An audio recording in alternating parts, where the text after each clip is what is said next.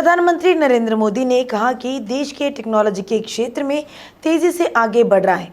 हैदराबाद में संयुक्त राष्ट्र के द्वितीय विश्व भूस्थानिक सम्मेलन में वर्चुअल भाग लिया। केंद्रीय मंत्री जितेंद्र सिंह ने मादापुर HICC में कार्यक्रम का उद्घाटन किया।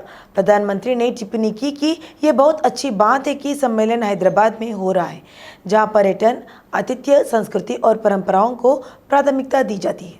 यह सम्मेलन इस नारे के साथ हो रहा है कि कोई भी पिछड़ा ना रहे। उन्होंने कहा कि प्रौद्योगिकी और प्रतिभा देश के विकास में योगदान देंगे। मोदी ने कहा कि भूस्थानिक से ग्रामीण क्षेत्रों को काफ़ी लाभ होगा। उन्होंने कहा कि भारत तकनीकी के साथ बहुत तेज़ी से आगे बढ़ रहा है। प्रधानमंत्री ने स्पष्ट किया कि जियो स्पेशल से ग्रामीण क्षेत्रों को बहुत लाभ मिलेगा। You will be extremely happy to know geospatial technology has been driving inclusion and progress. We are using drones to map properties in villages. Our ambitious PM Gati Shakti master plan is building multimodal infrastructure. It is being powered by geospatial technology. India has already set an example in sharing the benefits of geospatial technology. India is a young nation with great innovative spirit. We are among the top startup hubs in the world. Since 2021, we have almost doubled the number of unicorn startups. This is due to India's young talent. मंत्री हरीश राव ने dialysis के मरीजों को pension card दिए। उन्होंने कहा कि राज्य में 12,000 डायलिसिस के मरीज हैं। राज्य सरकार प्रति वर्ष 100 करोड़ खर्च कर रही है। मंत्री हरीश राव ने वेंगलराव नगर में टेली सेवा शुरू की। इस मौके पर किडनी ट्रांसप्लांट कराने वालों को आजीवन दवा मुफ्त दी जाती है। मंत्री ने BP और मधुमेह वाले लोगों को सावधान रहने की सलाह दी। हरीश राव ने कहा कि हर 100 में से 20 लोगों को BP और शुगर है, इसलिए हम हेल्थ प्रोफाइल बना रहे हैं। भाजपा प्रदेश अध्यक्ष बंडी संजय ने कहा कि प्रधानमंत्री मोदी देश को विश्वगुरु बनाने के लिए लगातार काम कर रहे हैं। उन्होंने उज्जैन में महाकाल कॉरिडोर के उद्घाटन को नलाकुंटा में शंकरपट में स्थापित एक विशेष स्क्रीन पर देखा। इस अवसर पर यह गर्व की बात है कि मोदी ने उज्जैन में महाकाल कॉरिडोर का उद्घाटन किया, जो 12 ज्योतिर्लिंगों में से एक है। बंडी संजय ने कहा कि प्रधानमंत्री मोदी ने देश की सांस्कृतिक परंपराओं को आने वाली पीढ़ियों तक पहुंचने के लिए उद्देश्य से कई कार्यक्रमों की शुरुआत की है। उन्होंने प्रधानमंत्री मोदी को एक महान नेता के रूप में सम्मान किया, जिन्होंने सभी बाधाओं को दूर किया और अयोध्या राम मंदिर के निर्माण के लिए भूमि पूजा की। मंत्री सत्यवती राठौर ने कहा कि कोमटिरेड्डी राजगोपाल रेड्डी ने अपने स्वार्थ के लिए विधायक पद से इस्तीफा दे दिया। उन्होंने आरोप लगाया है कि राजगोपाल रेड्डी केवल कॉन्ट्रैक्ट हासिल करने के लिए बीजेपी का दामन थामा है। राजगोपाल रेड्डी जो 3 साल पहले विधायक थे, उन्होंने निर्वाचन क्षेत्र में कोई विकास कार्य या कार्यक्रम नहीं किया। उनसे पूछा गया कि वह आज की स्थिति में क्या विकास करेंगे। सत्यवती राठौर ने कहा कि मुनगोडु निर्वाचन क्षेत्र के लोग कोमटिरेड्डी राजगोपाल रेड्डी को हराने के लिए तैयार है। उन्होंने कहा कि TRS मुनगोडु में अजय ताकत बनी रहेगी। सत्यवती राठौर ने कहा कि अगर नलगोंडा जिले में अब तक के 3 उपचुनाव में TRS ने 2 उपचुनाव भारी मतों से जीते हैं। TRS के कार्यकारी अध्यक्ष मंत्री KTR ने कहा कि 105 विधानसभा सीटों वाली TRS पार्टी को सिर्फ 1 सीट के लिए नुकसान से कोई फर्क नहीं पड़ेगा। KTR ने तेलंगाना भवन में आयोजित TRSV राज्य स्तरीय प्रतिनिधियों की बैठक में मुख्य अतिथि के रूप में भाग लिया। बैठक के दौरान KTR ने कहा कि 18,000 करोड़ रुपए के ठेके के लालच में कोमटिरेड्डी राजगोपाल रेड्डी ने विधायक पद का इस्तीफा दिया और बीजेपी में शामिल हो गए। उनके इस रवैये के चलते मुनगोडु उपचुनाव हो रहे हैं। मंत्री ने आरोप लगाया है कि ये दोनों कोमटिरेड्डी नहीं बल्कि कोवट रेड्डी है, जहां एक और छोटा भाई कॉन्ट्रैक्टर हासिल करने के लिए बीजेपी में शामिल हुआ तो दूसरा विदेश जा रहा है। कांग्रेस सांसद कोमटिरेड्डी वेंकट रेड्डी ने मंत्री KTR की टिप्पणियों पर पलटवार किया।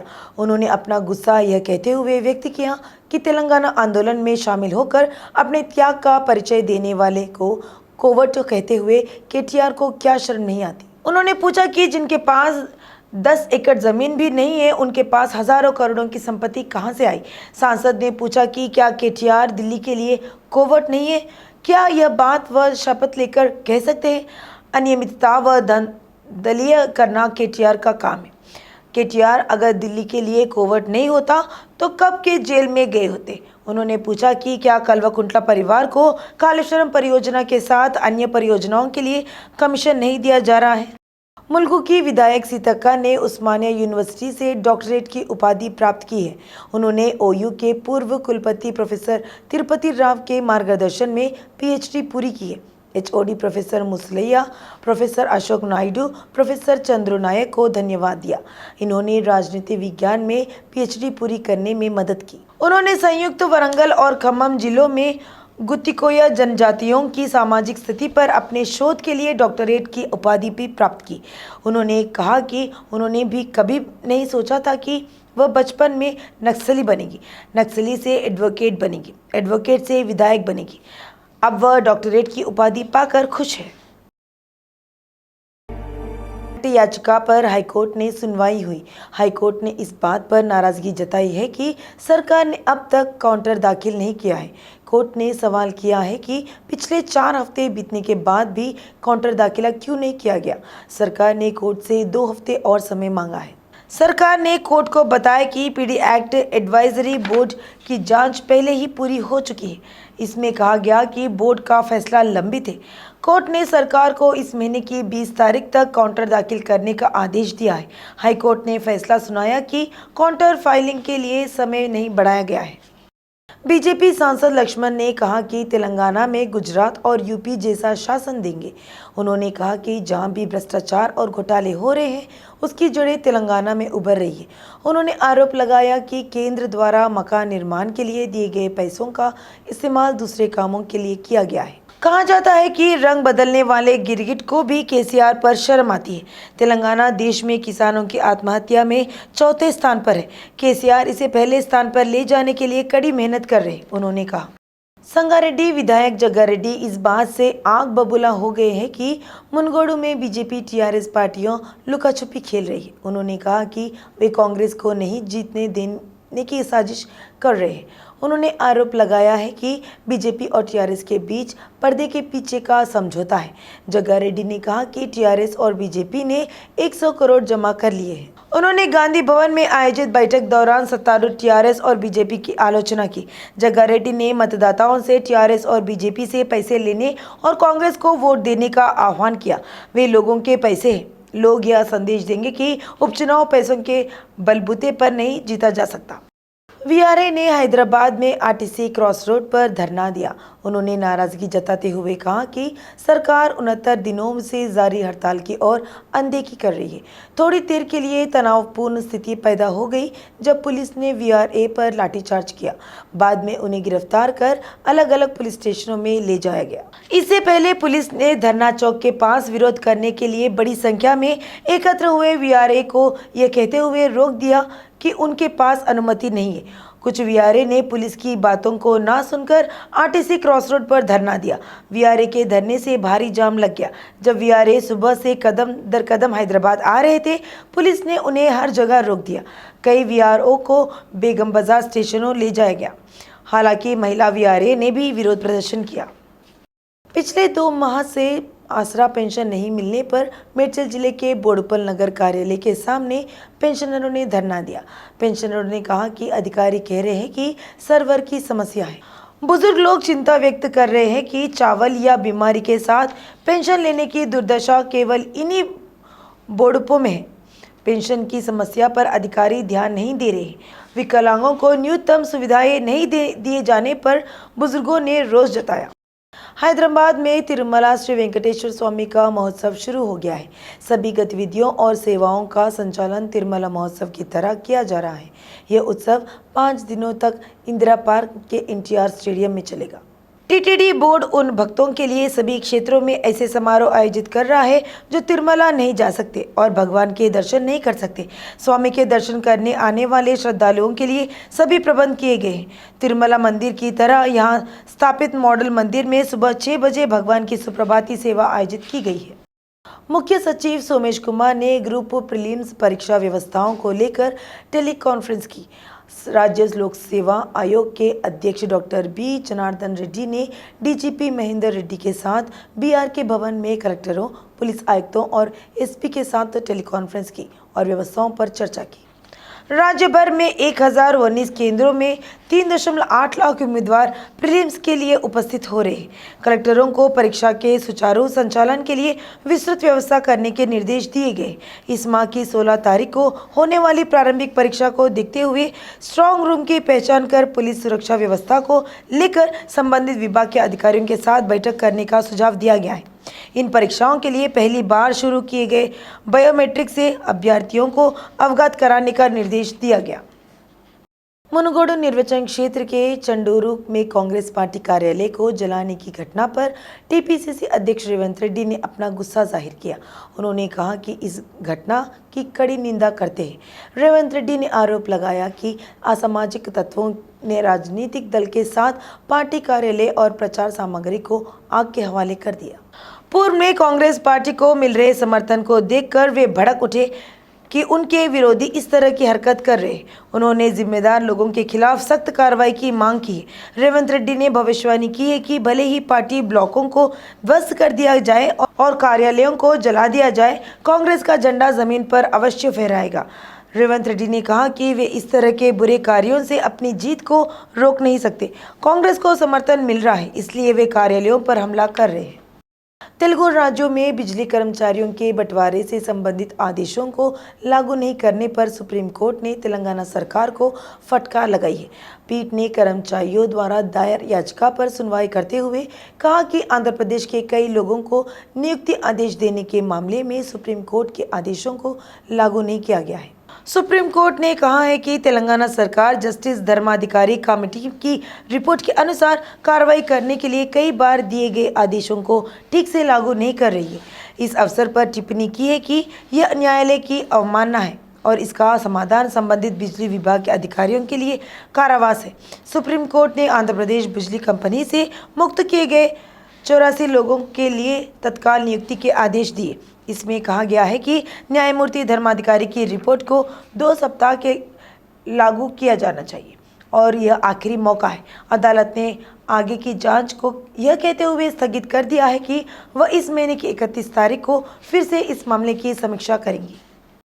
मुख्यमंत्री केसीआर ने उत्तर प्रदेश के पूर्व मुख्यमंत्री और समाजवादी पार्टी प्रमुख मुलायम सिंह यादव को श्रद्धांजलि दी। हैदराबाद से विशेष विमान से उत्तर प्रदेश पहुंचे मुख्यमंत्री ने इटावा जिले के मुलायम के पैतृक गांव सफाई में मुलायम के पार्थिव शरीर को श्रद्धांजलि दी। बाद में उन्होंने अपने बेटे अखिलेश यादव और परिवार के अन्य सदस्यों से मुलाकात की। सीएम ने मुलायम के अंतिम संस्कार में भाग लिया। मंत्री तलसानी श्रीनिवास यादव, एमएलसी कविता और सांसद संतोष कुमार ने भी मुलायम सिंह यादव के परिवार वालों से मुलाकात की। हैदराबाद में हाल ही में हुई बारिश से लोगों को हो रही परेशानियों पर राज्य मानवाधिकार आयोग ने स्वतः संज्ञान लिया है।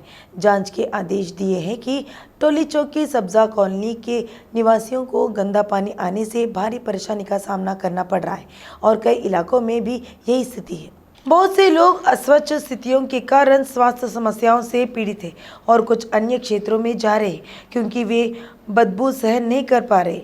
हैदराबाद जिला कलेक्टर जीएचएमसी आयुक्त को 14 अक्टूबर तक रिपोर्ट जमा करने का निर्देश दिया गया है कि वे कॉलोनी के निवासियों से तुरंत बात करें और ज़रूरी उपाय करें।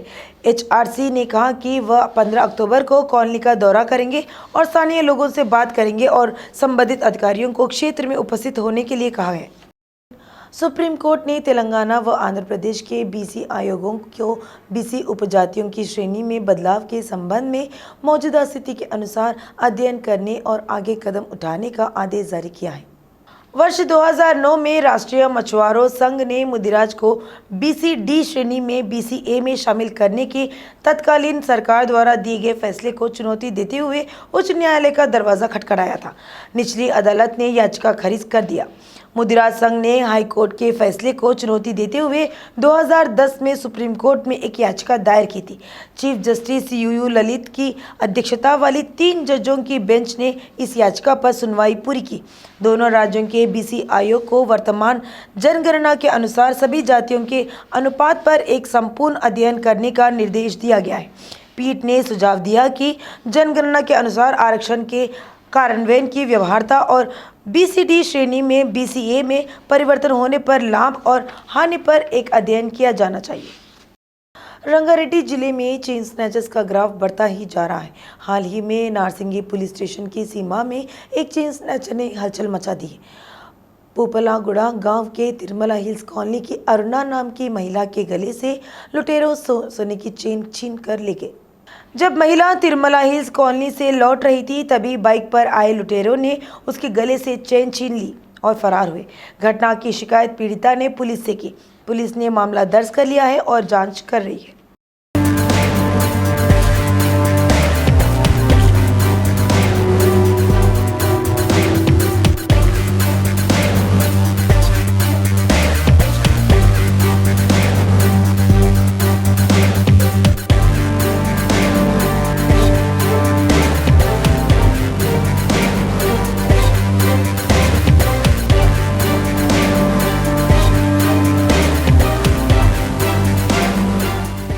हैदराबाद के गांधीनगर पुलिस स्टेशन की सीमा में भारी मात्रा में हवाला नकद जब्त किया गया।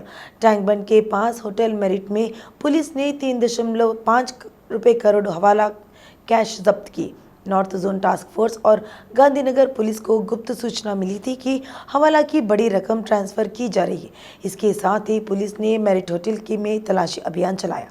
वेंकटेश्वर नाम के एक व्यक्ति ने उन्हें 3.5 करोड़ रुपए नकद दिए।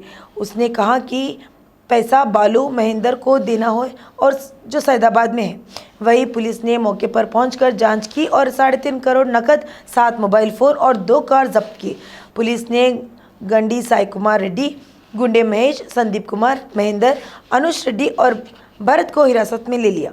नकद की जानकारी नहीं देने पर पुलिस ने मामला दर्ज कर लिया है।